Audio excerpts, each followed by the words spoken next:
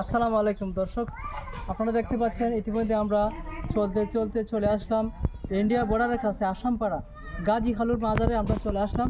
এই যে হ্যাঁ, এই যে গাজী খালুর মাজারের গেট। হ্যাঁ, আমরা ভিতরে চলে যাবো এখন। আসেন, আপনারা আমাদের সাথে থাকবেন।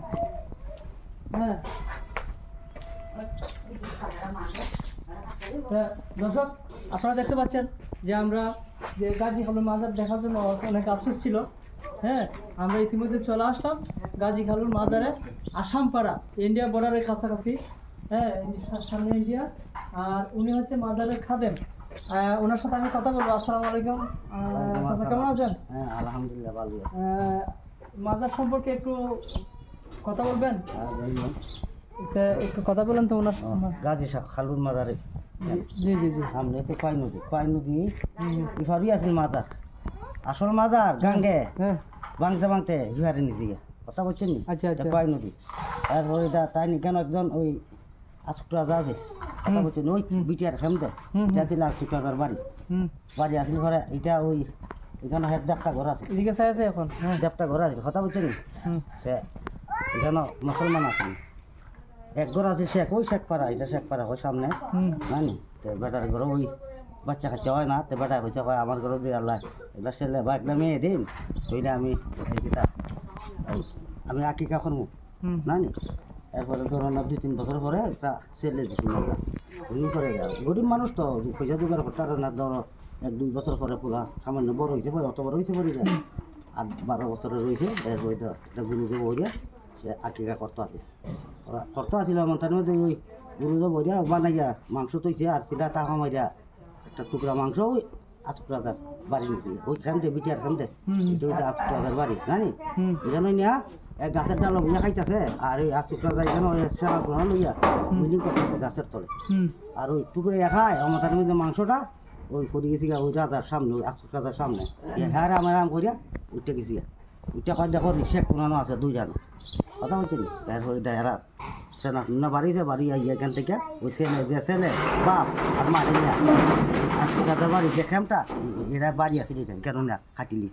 ওই ছেলেটা দৌড়তে যাওয়া দৌড়তে একবারে ওই মুরার বন চিনি মুরার বন কেন 360 জন হলি যেন এরা মিটিং করে এখানে ফরছে আল্লাহর হুকুম। এরপরে ফরছে ভরিদা এরা তুলছে জিঙ্গাইছে কয়ে এর মধ্যে আমরা শাহজালাল সাহেব তো বাংলাদেশের শ্রেষ্ঠ অলি বড় অলি তাই জিগাইছুন এই মার ফের থেকে ওইয়া খার খতরের নামাজ বাদ গেছে না।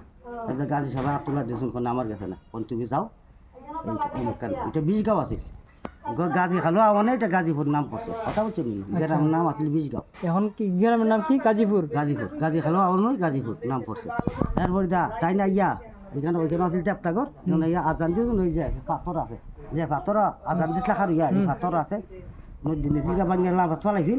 এরপরে আমরা আবার এই নদীর যে মাজার আসল দেবতাগরের মাজার আছিল তার যেখানে চাপছিলা এইখানে এই রূপ তুললা এই আজানের পাথর তুললে আমরা এইখানে আরবার ওই মাজার বানাইছি এই দুখান মাজার।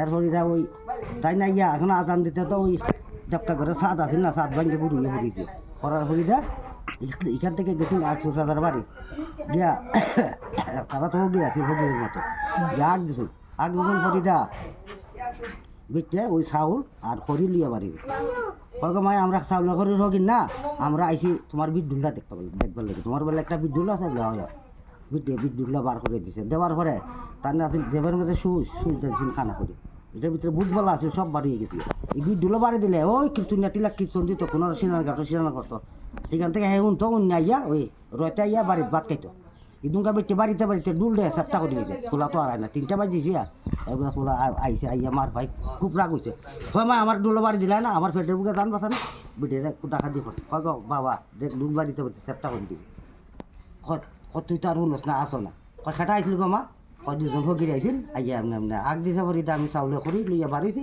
আর আমার চাউলে করি না আমার বিদ্যুল দেখতো আমি বিদ্যুল্লা আতো দিছি দেওয়ার পরে বেটা আতাই উতাই কে আমার কাছে দেখেছি কয় বলছি গো মাই কেন টাক হইতো না কেন দিয়ে থেকে আমরা উঠিয়েছি আমরা এখান থেকে যাউন গেলাম ওই কথা বলছি এর হয়ে দা হ্যাঁ ওই সেনা সোনা লইয়া এখানে আইসে আবার পরে এরা দেখছুন 2 জনে দেখছুন এরা সেনা সোনা লইয়া আইতাছে এই সময় তো আর হয় না এরা রাইয়া মারবো এরপর এখানে একটা শিমুল গাছের তোলা গাছ খুব বড় এক পাশে গালুই আছে খুব বড় আছে তোলা গাছটা তোলা গাছ তখন আমরা বাসা তোলা গাছ আধ গান হয়েছে তাহলে দুইজনকে তোলা গাছের ভিতরে ঢুকছে ঢুকার পরে তোলা গাছ মধ্যে দিয়েছে হ্যাঁ আইসে সানা তোমরা লই এই দেখ কুস্তা দেবটা করে সাত ভাঙ্গে ঘুরিয়ে ঘুরিয়েছি কুস্তা নাই কেন এর মধ্যে হয়ে গেছি গিয়া ওই কিন্তু লাল মাটি হয় লাল মাটির মধ্যে কয় নদী বান দিছে এর বুধ বলাই যা বান দিছে খুব উঁচা করে বান দিছে যাওয়ার পরে যা ওই গাঙ্গার পানি খুললিয়া উহুরমুখা ওটা তো এর মধ্যে টাইম দেখতুন তার আসন আসলা আসন ভাঙিয়ে দেবি গা এর মধ্যে তার আশাটা সাইডে ঝুমকাঙ্গ আশায় গা বানটা ভাঙিয়ে দিছে